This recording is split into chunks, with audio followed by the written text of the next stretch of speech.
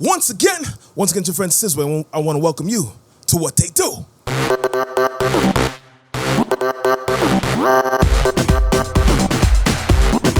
What They Do.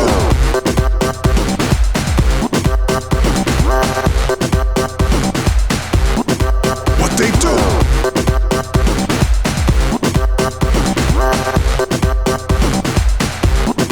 What They Do. Curry chicken. What They Do. You heard that? You know what they do. What they do is a place where we say what's up, what's popping. You know, some Miami slang. And so today, again, we say what they do. Another guest, another week, another guest. 758 representative. I think I'm going to say, hello. Hey, yo, Barrie Hype. Soca Fitman. Mwela. Hi there. How you doing, man? I'm good. Blessed and highly favored is what my mother taught me to say, so yes. Blessed and highly favored. That's what I'm talking about, man. Barrie, I'm so glad to have you here today. You don't understand, right? And it's because I've known you for so long. You know what I'm saying? Actually, I think I give you credit for some of my career, right? And that's because I mentioned it on this show. Are we going there? Let's go there. And I mentioned it in the past, but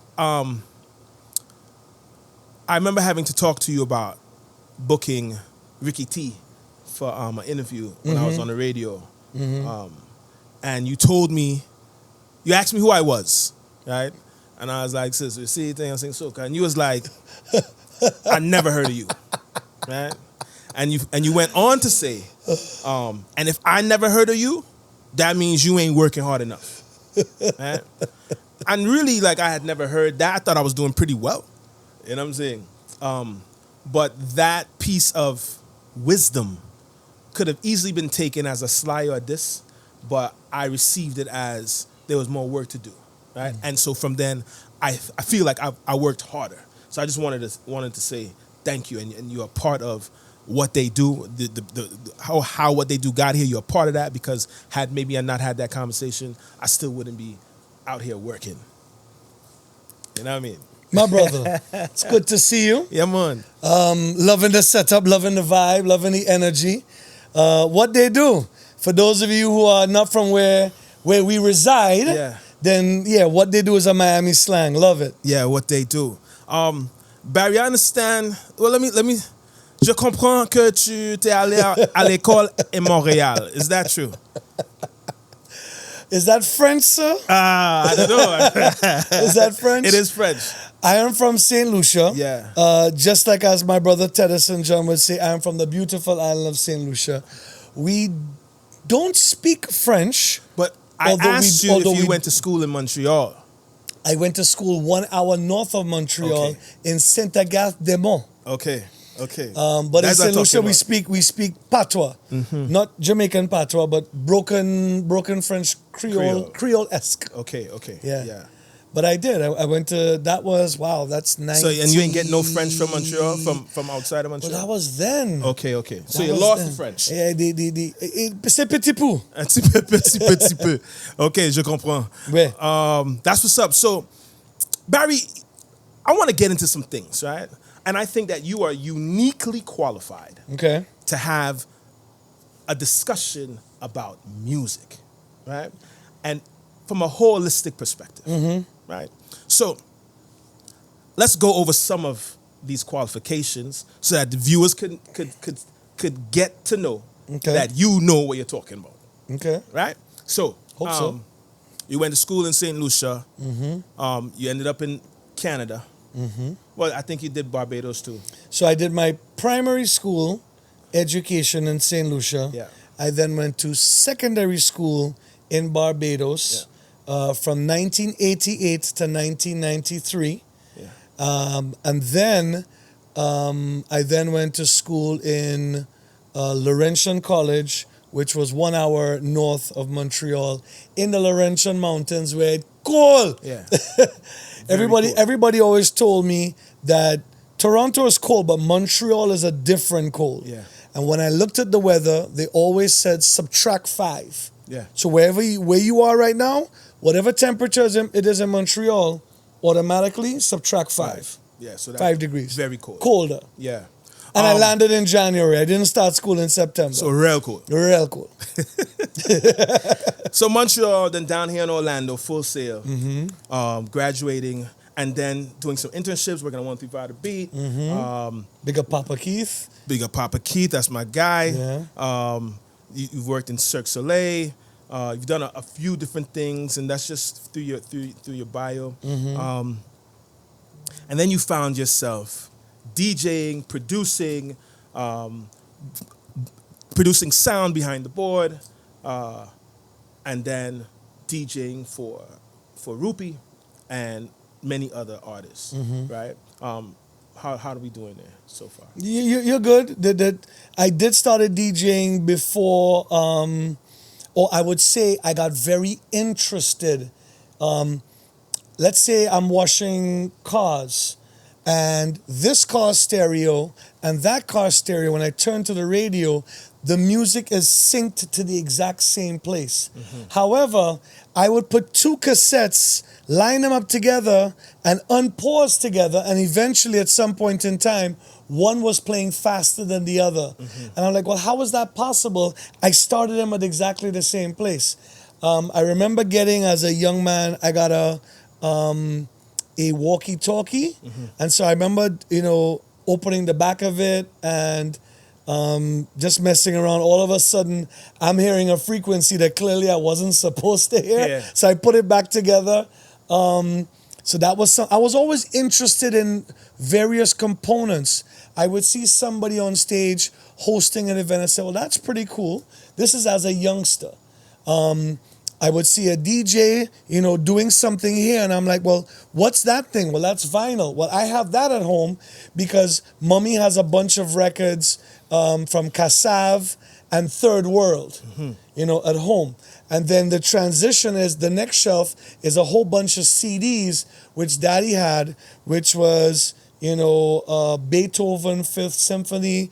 And so I have jazz, reggae, Kassav Zouk, and a variety of musical tastes in the household. You come home Saturday after mommy went grocery shopping, and the Kassav is on, and you had to wash the vegetables before you put the vegetables in the fridge. Yeah. So the Kassav is playing Sunday morning. Daddy has on the classics. So I grew up in a household, multiple tastes in music. And then I'm hearing the bass speaker as the minibus with the school kids is going by. So there's so many musical tastes inside my environment. Yeah. So that's the foundation. A&R for Black Shadow. Black Shadow Sound. Yeah. Black Shadow Records. Black Shadow Records. They produced a small song called Give Me the Light. Small record. Poquito. Big up to Triton. Big up to Triton. What else, boy? You MC various festivals, various concerts. You've had two syndicated radio shows. Shout out to DJ Crown Prince. Mad, Crown Prince. You're qualified. Nah, don't be humble about it. How do you see the soca diaspora today? Are you comfortable for where it's at? And do you see an avenue for growth? And I mean growth in the sense that we can track, right? Not just like, all right, we have more listeners, but we can gain something from it. Growing up in St. Lucia, this is very interesting because we would get all the big records from the various carnivals across the region. Obviously, the huge influx from Trinidad. And then our carnival, like many others in the Caribbean, we decided to move away from the Lenten season, and we moved ours to summer. Likewise, Antigua, likewise, St. Vincent, Grenada, and so on. And then that allowed our music to get a chance to breathe in the space. It was a while before we had a recognizable St. Lucia hit song in the space. So big up to Penn and Ace and Dwayne, who came up with the concept of working with this young, very unpolished, very raw artist by the name of Ricky T, who the first record they worked with him was Wo Yo Yo, Ay Ay Ay, Angela in Your Container. That record then went on to tie for Road March with Apex. Apex, by the way, happened to be the lead singer was Derek Yard. Derek Yard was the one who sang Ay Ay Ay with Allison Hines. He's now part of DYP. So shout out to Derek. They also are part of my journey because those gentlemen also gave me my start in St. Lucia in allowing me the chance to be able to get into some spaces. So salute to them. So Ricky T comes to the forefront. Then a gentleman from who's born Trini but has resides now in Grenada, Scratchmaster, introduces me musically to this artist by the name of Skinny Fabulous. Sends me a couple records and I'm like, this guy is it. He's ready. He just needs the song. Following year, from night till morning. So I say this to say that the Soca is in an amazing space in regard to expansion, in regards to growth. There's always room for that. But when we say that, are we talking growth in the region or are we talking growth to the world stage? That's the number one question. People's like, well, when can we get Soca at the Grammys or when can we get a genre on iTunes? It's mathematics. Yeah. Well, I'm speaking to quantifiable progress. Right. I'm not. I ain't just saying like, on a superficial level. I'm Right. talking about something that we can quantify as, this music is in par with, quantifiably, but in par with the hip hops, the country, the salsa, or whatever, the world music. Sonically, we definitely have it. We as West Indians on a whole, we don't buy music. That's just something that we've not really done the post-CD era. You could keep your concert Sizwe and we'll buy tickets to go to your concert. We will put a dent in your bar and it's a cash bar. We will buy your t-shirt, but majority of the people will not spend 99 cents to buy your single. But we'll spend all that money on the ecosystem of your concert. Will we though? Who knows? I mean, what I'm saying is, because from where I sit and from having guests on the show and talking about culturally, we tend not to want to spend money at all, right? So half the party is full of guest passes, right? Yes, people don't really want to buy the record and we'd rather go in town and buy the mixed CD when CDs was a thing and before mixed CD when the cassette was a thing. Because why do I want your whole CD for when I have one song in it that I want? Right? It's kind of the position, right? So I think it's safe to say that we just don't like to spend money. Well, West Indians like freeness, but we will spend our money. People will say, okay, we're not missing this particular event or that particular event, and this is not necessarily happening during Carnival. It could be happening outside. And by the way, Carnival is no longer, as they say, seasonal, because name a month of the year, there is a carnival. Name a month in the year, there is a carnival. And they are carnival chasers. This is the thing. No, that is a thing. It's definitely a fact, right? And so just touching back a little bit, we do agree that Soca is in a good space, and we will be in a space, or we are currently in a space where we can quantify that. There's always room for improvement. Okay. There's always room for improvement. Yeah. Atlantic Records signed 2 songs, my opinion, that, remember, a record label is not doing this for the culture. Yeah. They're doing this to make money. They heard this record, they see the buzz behind the record. They said, let's pump some money behind this project, i.e. Turn Me On, i.e. Tempted to Touch. And these records went to, as we say, the next level. Yeah. You know, they had the pop level success.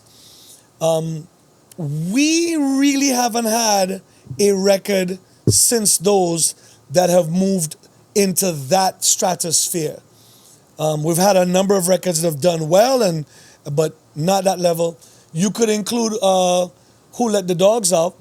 I classify that as soca. Big up to my team from the Bahamas. Yeah.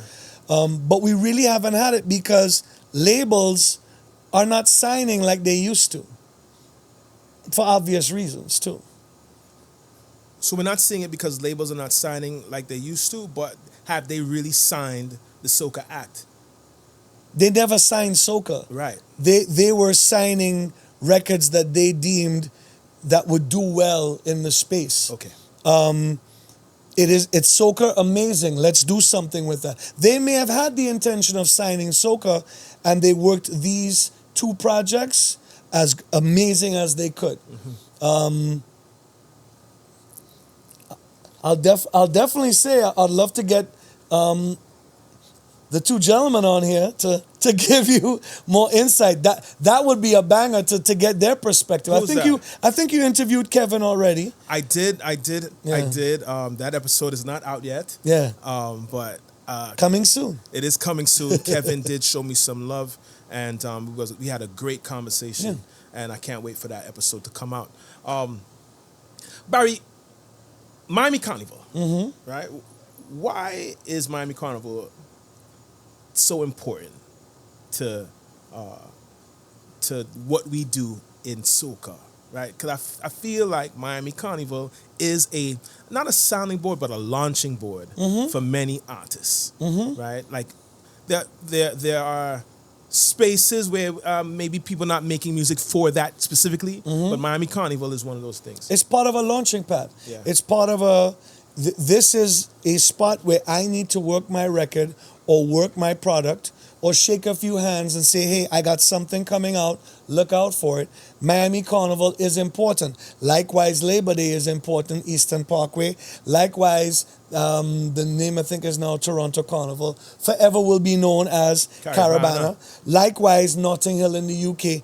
Each specific carnival brings their own energy, their own vibe of what we do from the Caribbean, but it also is inclusive of the culture of that respective city or area or zone. So yes, Miami, a lot of places in North America are not warm. We're the last place that's warm, until the temperature starts to dip. And then after that is Uber Soca Cruise. So prior, everybody would be working their records here in Miami as the launching pad to go into the start of the new cycle for next year. Yeah. So Miami Carnival is important. Yeah. Is there such a thing as a best carnival, a better carnival, the best carnival? Is there such a thing? I mean, now I'm from St. Lucia, so my carnival, but the reality is every single carnival has an important place in what they do. Okay. So, London, for example, Notting Hill is the biggest carnival by far in Europe. And we are really grateful for that. You also get other influences of sounds, of cultures that come into the melting pot of London. So, yes, I love to hear our stuff, but let me hear what other records are moving, what Afrobeat's happening, what's that new dance step, what's that new sonic sound that's coming from there, what garage is happening. And sometimes it's infused. Dwangerous, when he did the Charlie Sheen, Jones on Walk Up Little Rick, that was infused by a European sound.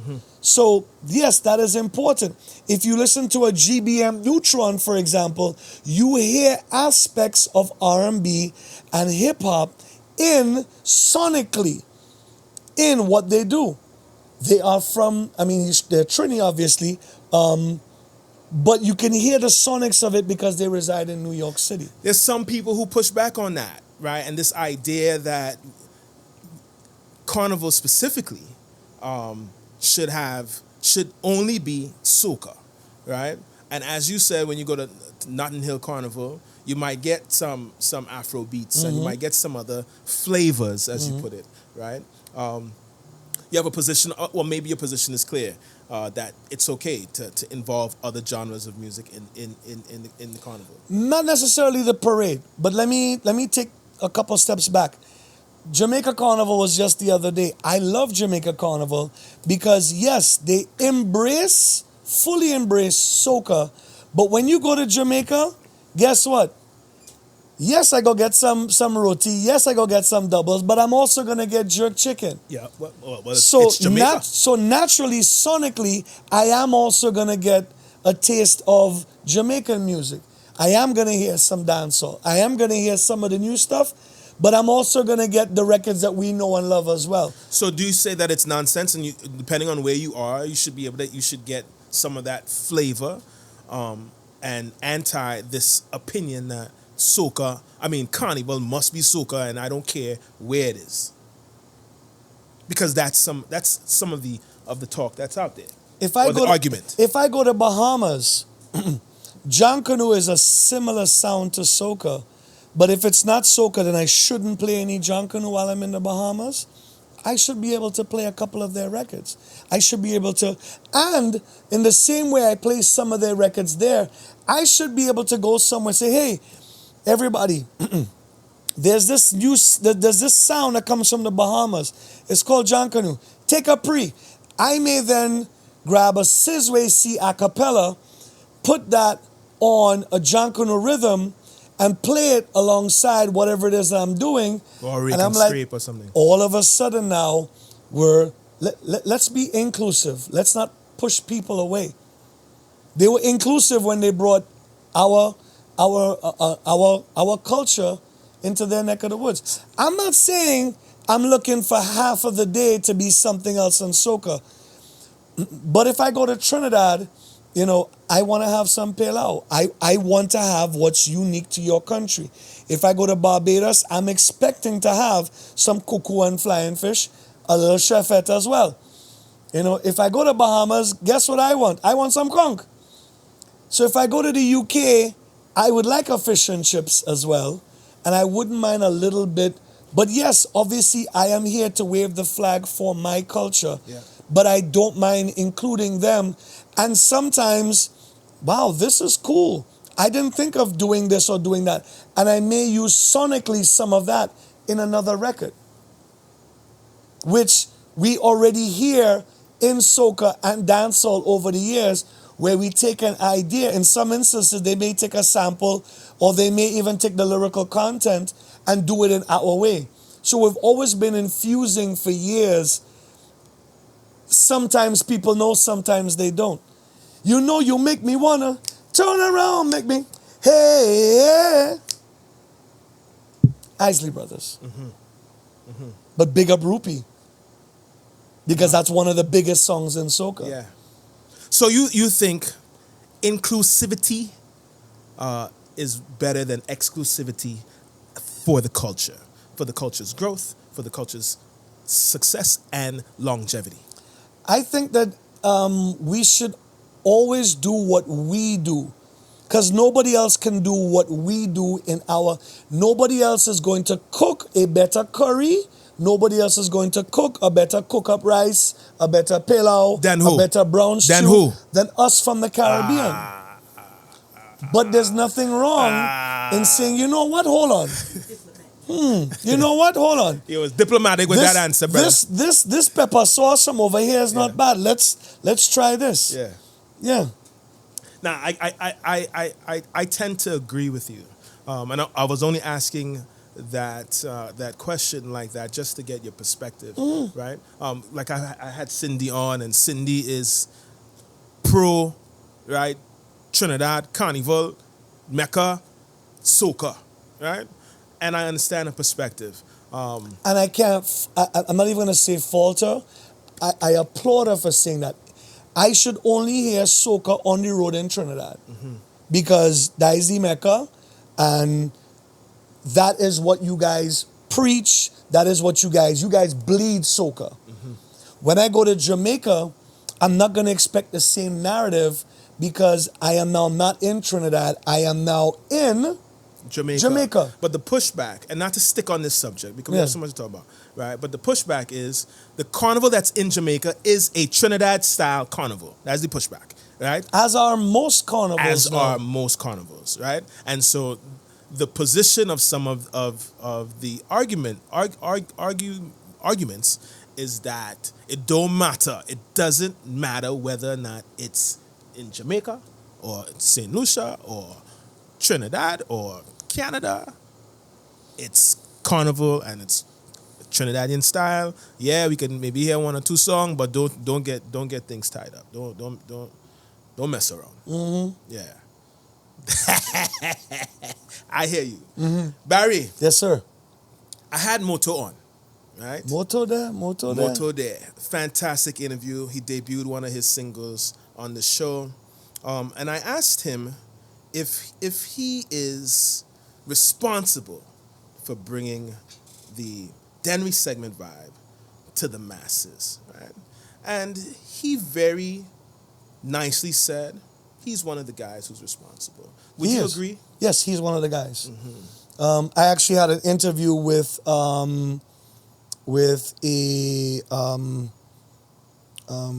I don't want to use the word expert, but I'd like to use the word somebody who is a connoisseur of St. Lucian culture. I will go to him to ask who won Road March in 1995, and he will know.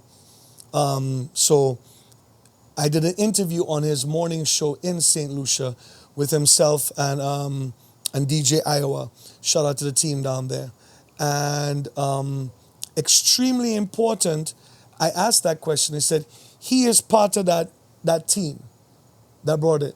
And now Moto, with his connections up on this side of the world, was able to say, hey, so-and-so, take a listen to this. This is a new sound sonically. Yeah. What's this? This is different. We're calling this Denry segment. Yeah. Originated from Denry. Mm-hmm. A location in exactly. St. Lucia. Exactly. And we talked about but borrowing from Kuduro. Correct. In Angola. Correct. Mm-hmm. Which I did not want to step on that toe because they know way more about this than I do. Okay. So I'm definitely not going to say one left or right. Yeah. But man, props. Because this is a sound that the young people of Lucia decided we're going to do this. Rest in peace, G6. I remember going over to his house and he played a few beats for me and a few things. And I said, bro, I have to ask you this question. We have over, $100,000 worth of equipment in our studio at Black Shadow. What are you using to master to get this sound? He points to the flat screen TV. So I'm expecting him to turn it on, and I expect to see a program show up, and the program would tell me, it's Pro Tools or Logic, or he's using this analog thing. So I'm looking at it, and I'm looking back at it, and he says, yeah, Gasa Barrie, is that I using? So I said, what do you mean? He said, if I can make it knocking anywhere. Yeah. Meaning, if once he gets that sonic sound that he's looking for out the TV, he's won. Yeah.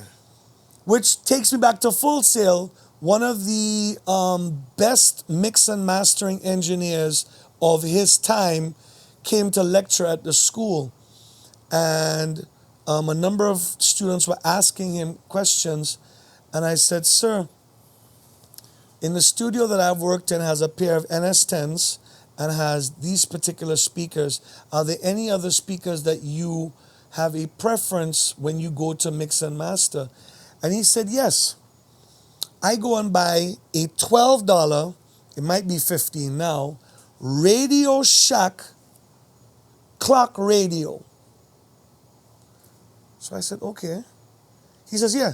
I put that in the middle there. Barrie, you're aging yourself when you say Radio Shack. I don't know anybody who's gonna know what Radio Shack is. So they can Google it like they do everything else. And I got a haircut today to make me look younger. Okay, And right. he and I said, and I looked at him and I said, I think you know the answer to the question, but the class doesn't. Could you answer the question, please? And I said, you may reference the others, but if sonically it doesn't sound good there, it's, he said, exactly. And the students couldn't understand that. He said, we're moving, this is back then, we're moving in a direction where this is where people are going to be drawing to listen to a record for the first time or watching the video or the visual. For sure. So he said, if I can't make it sound good there, yes, it'll sound good, amazing here. Yes, it will sound good there. I'll listen to, oh, the vocal's too loud. Let me start again. Let me do this. Yeah. Ooh, I need to give it a bit more warmth because I can hear the warmth here and here, but it's not warm here. It's too flat here. And so I have always taken that narrative of listening to a record in a variety of spaces. We do that to this day at Black Shadow. We have a wall of speakers set up in the studio, and then we have our NS10s, we have those. We'll take it and go in the car, take a listen. Of course. I'll listen in my car. Triton will listen in his car. You know, occasionally when we think we've got it right, we might go somewhere that we have influence and say, hey, world premiere, never been played. Could you throw this record on? And they will play it, and we can actually hear, like, oh, damn, so-and-so's too loud. Oh, yeah, this is nice. Maybe a little pinch here of this. You know, it's kind of like a chef in the kitchen. A little salt. Right. Barrie, bouillon music. Yes, sir. Love it. Is really taking center stage in this moment, right? I have heard that people who love bouillon say bouillon is not soca, bouillon is bouillon, right? You can touch that if you want, but what is the draw to the bouillon right now? You know, from I don't know, maybe a sonic perspective. What do you think is the draw? Sonically, the sound is amazing. Being from St. Lucia, bouillon is a part of our lifestyle. WCK, when they released that album, it was like Sizzler. Remember when Sizzler album ran dancehall? Mm-hmm. When you could not be in a party and not hear at least 5 songs off that album. Word. Same with WCK. So, but bouillon is a sound that I have been familiar with for a while. The international space got a taste, and it's almost like it's come back around. Family is bouillon. Shout out to DJ Steven. He executive produced that record. Okay. So, I remember the question of, do I want to touch that? Bouillon is not soca. I leave that for the purists. Okay. Bouillon will play in my soca set. And it's that. Yeah, it's that. Big up to all my friends from Dominica. I'm actually going to be there this year during World Creole Festival. It's been a couple of years since I've been back. Love Dominica. Mm-hmm. Love it. Mm-hmm. Love it bad. Mm-hmm. Yeah. What about Dominica that you love the most? The energy, the vibe, clean air, fresh water. It's always green. Mm-hmm. It is uniquely Dominica. They're not trying to be anybody else. Mm-hmm. Love Dominica. Mm-hmm. Been out there a couple times. The first time I went to Dominica, I actually went with my brother, Mixmaster DJ Cleus, when we were Enigma Sound. That was the first sound I started with. I did not start playing soca. Right. We played soca in our set, but my speciality was hip-hop and dancehall at the time. Mm-hmm. I more gravitated to soca when I moved to Canada. That's when I more gravitated towards soca and realized the power of it. That would be one piece of the pie. Then the next piece of the pie, let's give Jack their jacket. Let's give them their flowers. I went to a party at Rickenbacker Causeway on a Friday night called Madhouse. Word.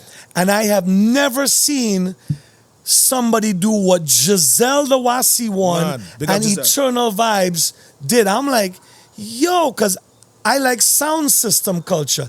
I had never seen that with soca. Normally when the soca DJ comes on, this turns off. It's just music. but I loved how she interacted with the crowd and everything. I never seen that. Yeah. And this is 1998. I want to say. So I want to touch that, but I want to also touch something else. So I'm Sure. hoping I can keep track, right? I want to touch this MC thing, Mm-hmm. but we talked about Dominica being one of your most favorite places. Mm-hmm. Obviously, St. Lucia is your home. What other place in the Caribbean is a place where you're like, man, I love it here, and they love me here too? I went to secondary school in Barbados. So my love for dancehall actually really started. I loved it in Lucia, but my horizon broadened in Barbados. St. Lucia at the time did not have what America would call an urban station. We didn't have a station that specialized in playing dancehall.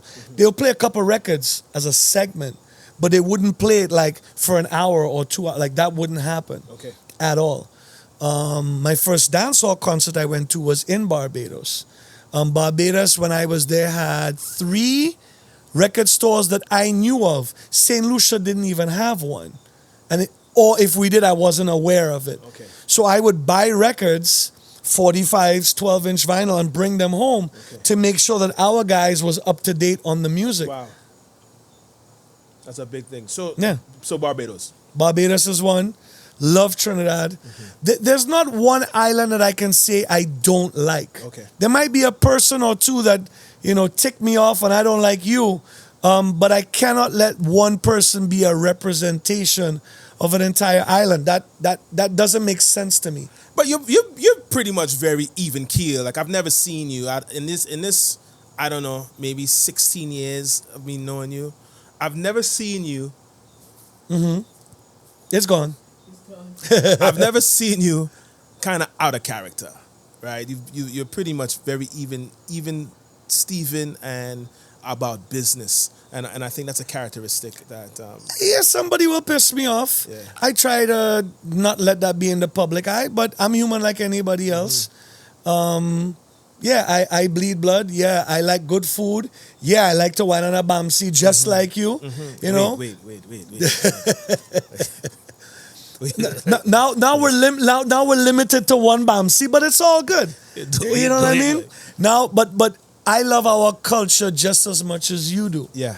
And every island represents our culture uniquely in their own way. You go to Barbados and they love old school dub, old school dancehall. They love it bad. You can even hear the influences in it in the bashment soca that they produce. Yep. That's just Barbados. That's just how they are. Each island sonically has their own sound. And there's nothing wrong with that. I applaud it. Of course. Just like their food. Of course. Mm-hmm. Hello. Who owns that? You or Smalley? I will definitely say I was doing that a long time before. Shout out to Madman Smalley. That's our friend. Yeah. But hello. Yeah. I came up with that by hearing. The first person I heard was Big Tigger. This is not Big Tigger in the basement. I'm talking Big Tigger on radio. And he would say, yo, what's up? It's your boy Big Tig. Listen. I was like, that was his key thing. Like, I'm going from here. I was like, that's interested. Then I used to hear Khaled say, listen. So I said, okay, there's clearly something to this thing that creates that marker of introduction, or this is the start. You need to pay attention to me after this. Or it's your signature sound of something that you do. And I heard somebody giving a greeting to somebody, and a greeting. I said, hold on. That's it there. That's it right there. You are a wicked MC. What are you doing MC wise what do you do well that others don't do so well? What is it that sets you apart? Read the crowd, listen to what the DJ's playing. Is it working? Is it not working? I'll give kudos to Private Ryan. When he can, if he reaches an event and he has the time to do so, you may say he's liming, which he will do in the party, but the other thing he's doing is, I want to hear, What does the system sound like? When the MC talks, how loud is the microphone? Is it clear? Does it need adjusting? There's not much bottom end. Okay, so there are a bunch of records that I would normally play that I may not play because the system sounds a particular way. But the other thing is he's out there in the crowd shaking hands, as I say, shaking hands, kissing babies, knocking a glass. He's also out there with the people. He's also seeing what's the energy of the crowd. Are they here or are they still knocking a glass? Are they still having a conversation? Where is this event at? He's DJ'd one of his own parties and didn't turn up. And I remember looking at Bandit, I'm like, you realize Ryan didn't turn up? And he's like, yes. I said, and we're both trying to figure out why. And before he played his last song, he said, yeah, they wasn't ready yet. It's your turn.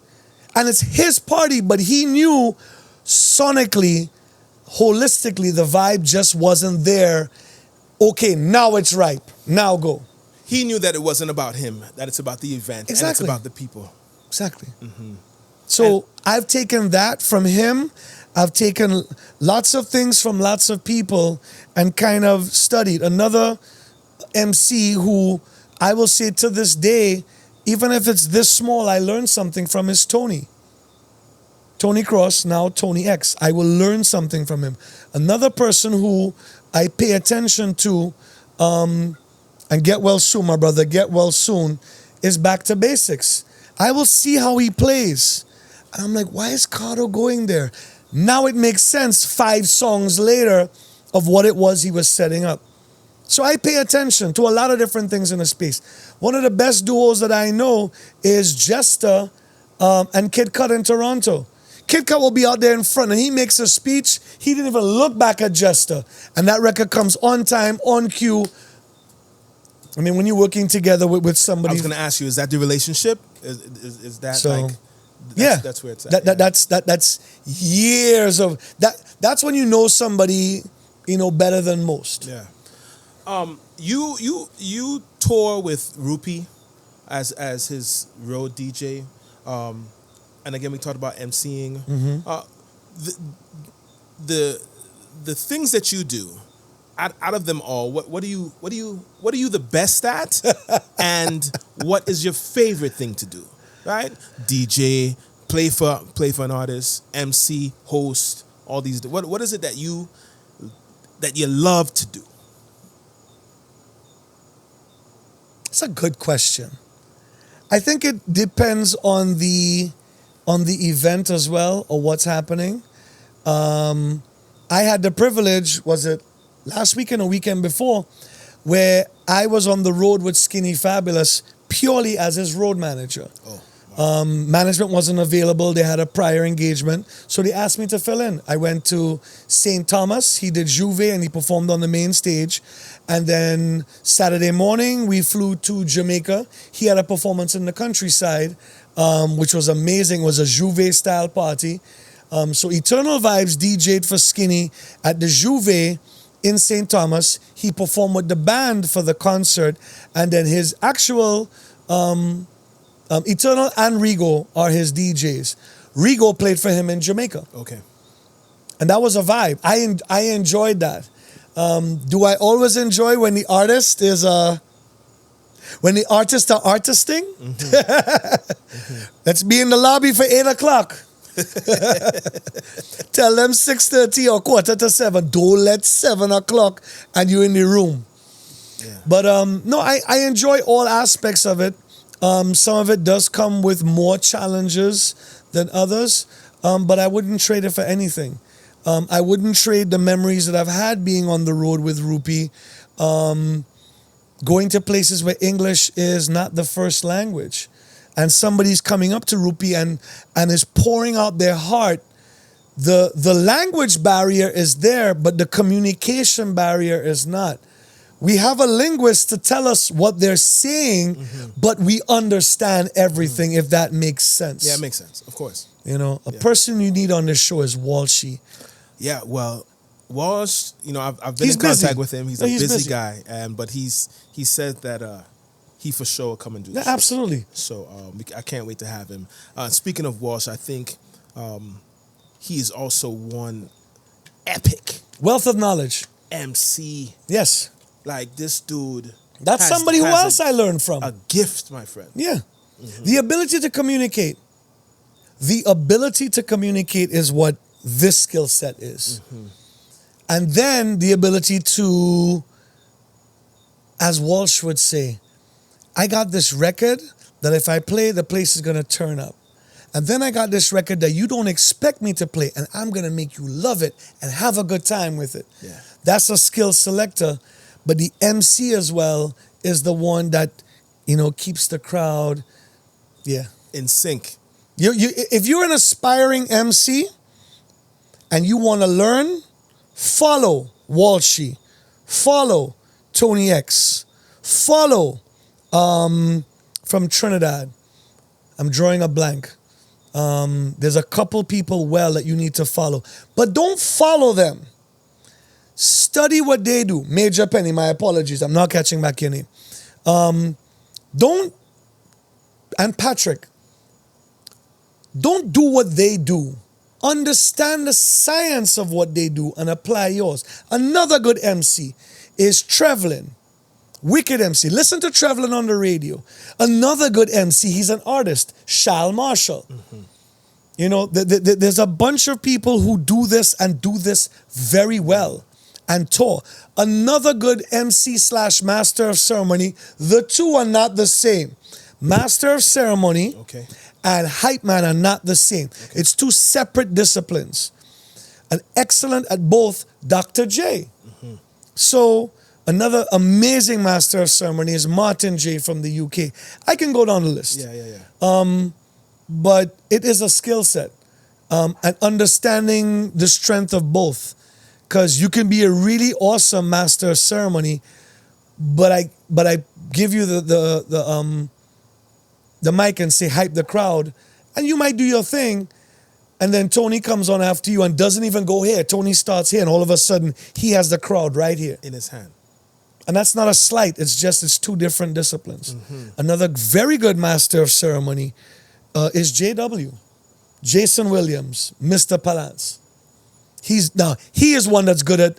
He is very good at. I learned from him as well. That interaction with the crowd. Well, he's excellent. He's an excellent communicator, and so facts. He's going to be good at MCing and being a massive ceremony. And, Hype Man, Kevin Crown, Hype Man. I mean, there's a whole bunch. You remember I used to play a little song called Soca Bashment, Soca Bashment. Shout out Dr. Isan. I remember. I remember. Barry, we traveling to Dubai? We are, sir. We are. Crown Prince? Shout out to DJ Crown Prince, my brother from another. Crown Prince does an event which takes place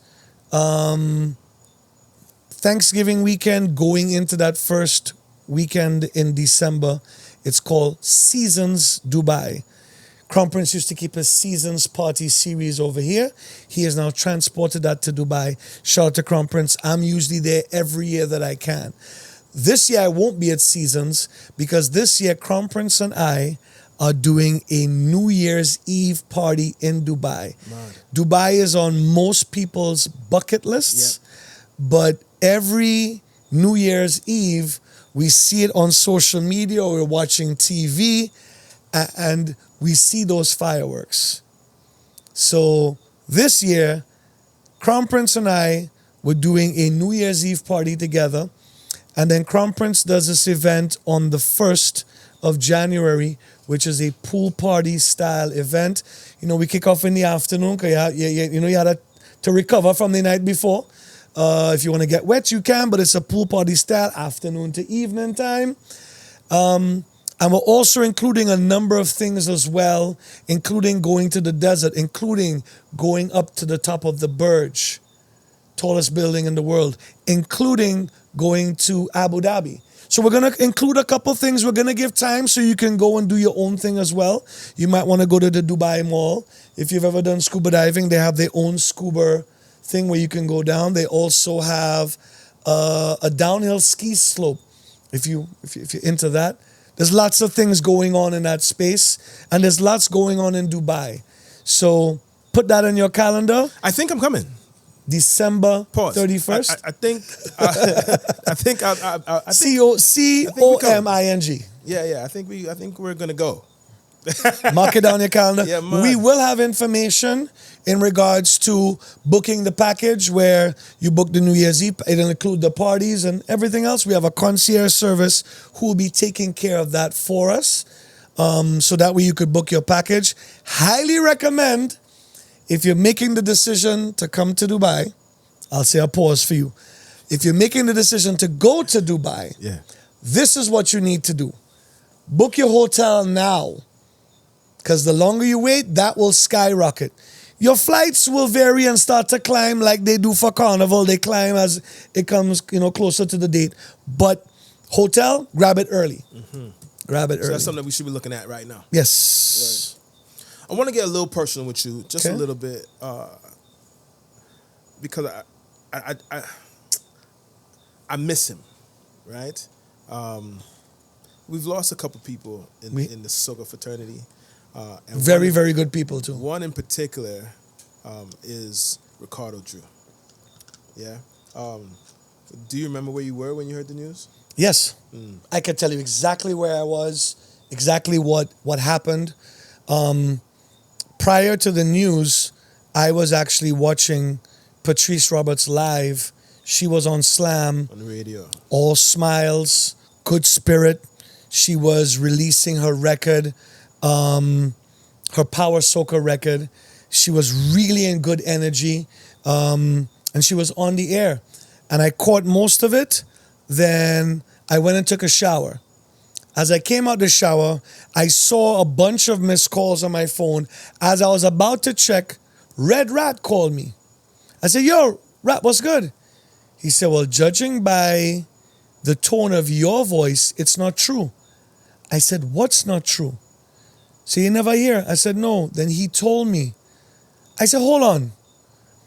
While I said that, I was getting a call from somebody else. And I said, Rat, let me take this call. I'll hit you back. And that person confirmed it. Yeah.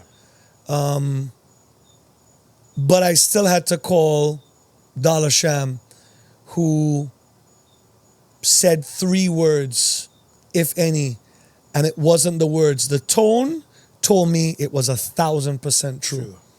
And that hit hard. Very good friend, brother. Occasionally I have DJ'd for him. The last event actually that we did was in Freeport, which was King Bubba and Ricardo Drew together on the same event. We went to go do that show.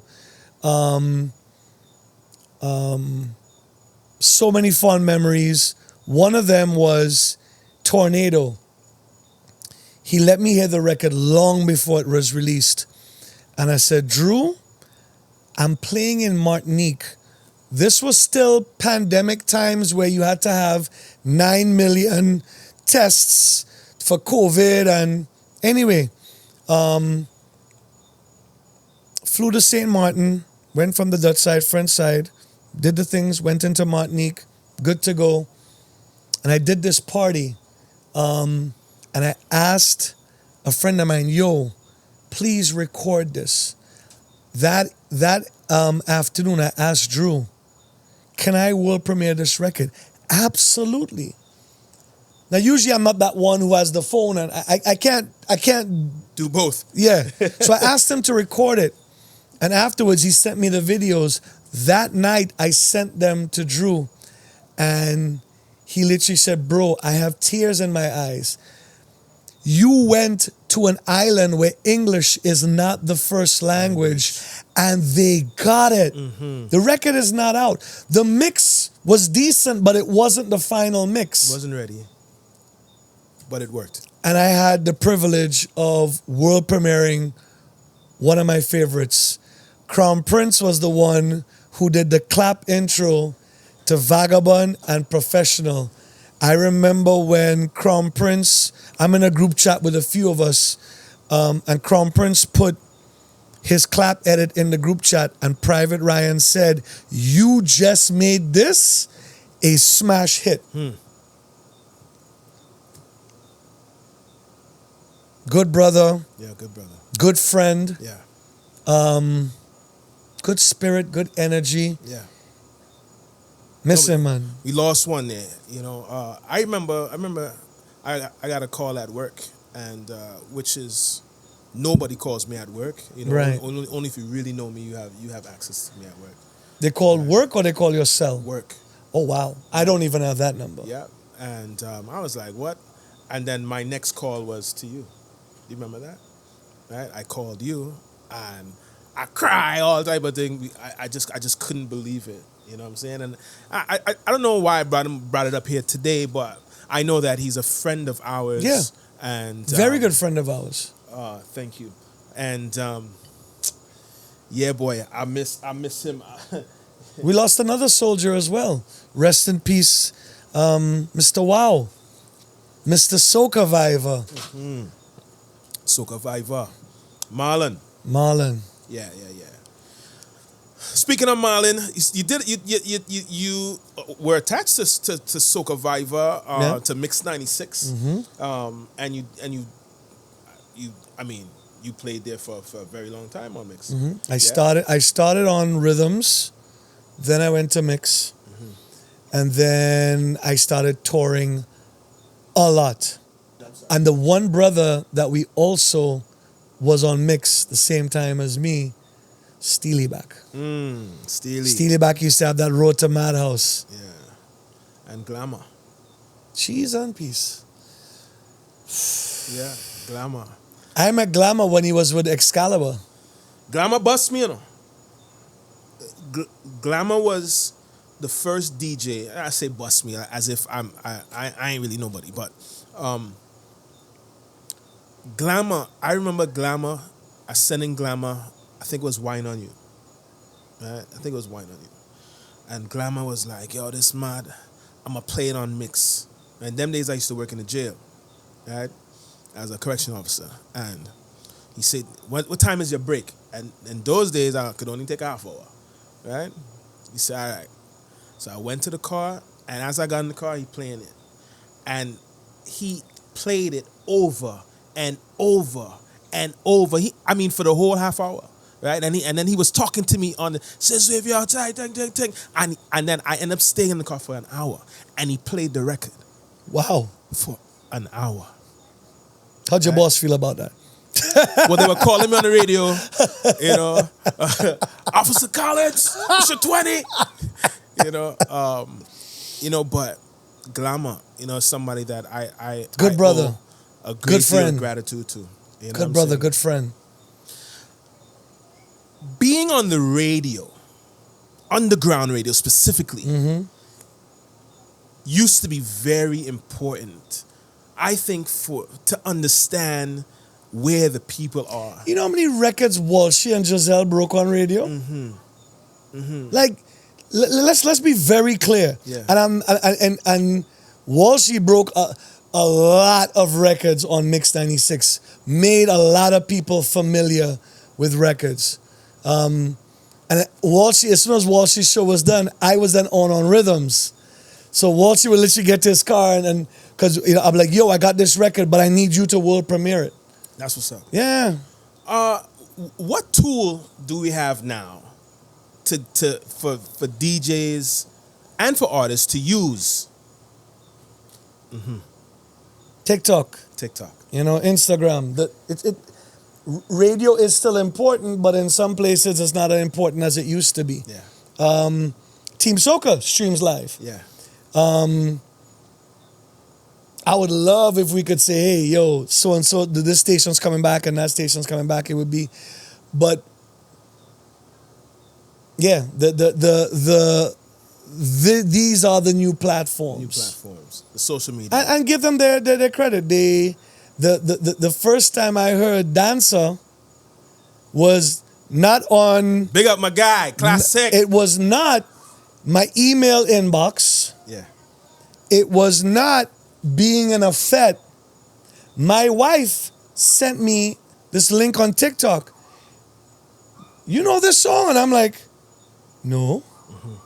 I said, that's classic. She said, who? I go to my phone. I have this classic. Yeah. he sings this song and that song. Oh, and I'm like, and I listened to it, and I listened to it again, and I messaged him and I said, bro, you have one. Work this record. And I don't mind being corrected, but unless otherwise stated, Classic would have the first record that I have ever heard bust after Trinidad Carnival and be big in Jamaica. That never happens. Usually, whatever let's call it the 20-song playlist, is the big songs in Jamaica. You releasing a record after that is usually, you have no intentions of your record doing anything in Jamaica. None. Well, some would say that he's Jamaican, so that might get him through, but I think that's not the case. I think that Classic just knows how to use the tools that we talked about. Ding, ding, ding, ding, He ding, knows how to use them. He is,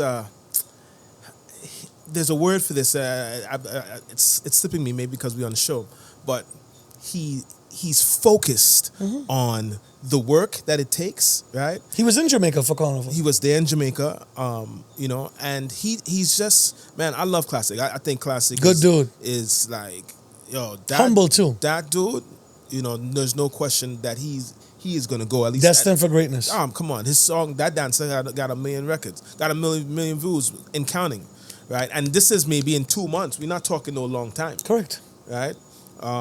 So, yeah, he was here, and I feel like a part of the record in a sense because he debuted another record here on the show, and then he shared with me the CD, not the CD, but the album, and Dancer was on that, right? So nice. I kind of feel a little special, you know what I'm saying? I got it before everybody, including you. Absolutely.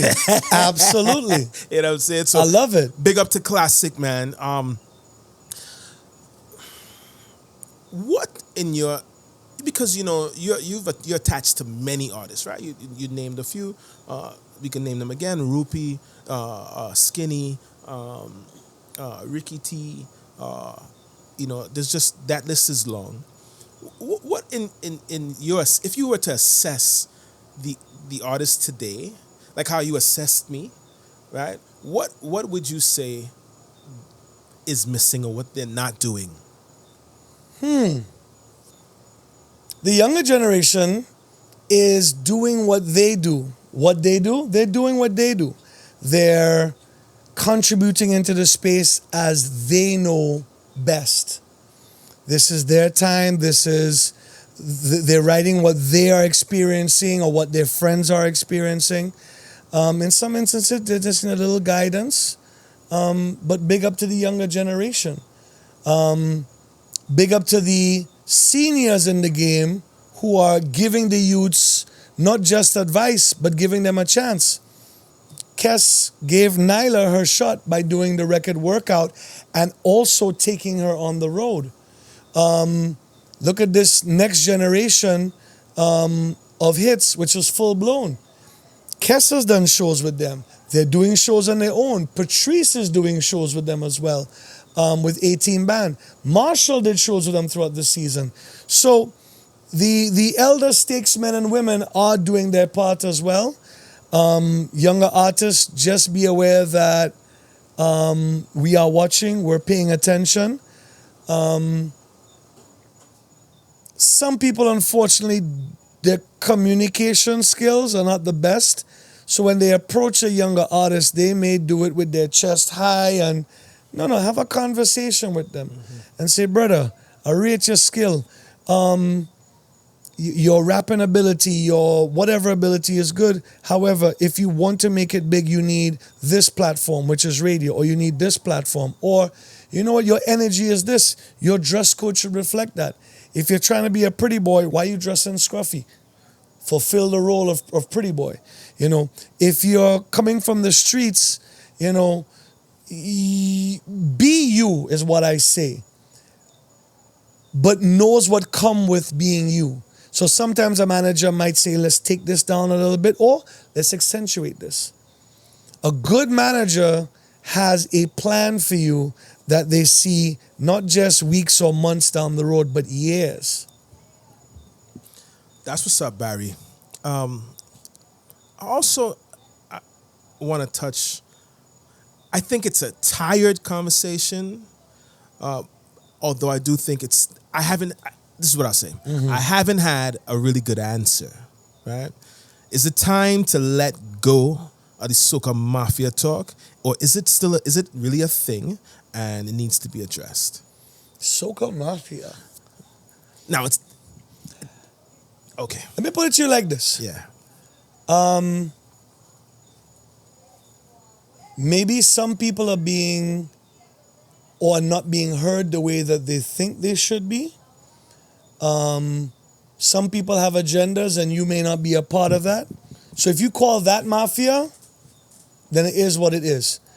I speak with every artist. I speak with every producer that I know, and the ones that I don't, I extend my hand and I said, my name is Barrie Hype. Pleased to meet you. I am aware that not everybody may like me, but that's fine. I can't expect that. It is what it is. I may rub some people the wrong way. It is what it is. But with that being said, if I submit a record to radio, I don't submit trash. I don't submit junk. I'll submit something that I believe this record has the potential to go to this particular heights. But when I'm submitting a record, because an artist like, yo, could you get this record to so-and-so? I've sent it to so-and-so, sent it to such and such.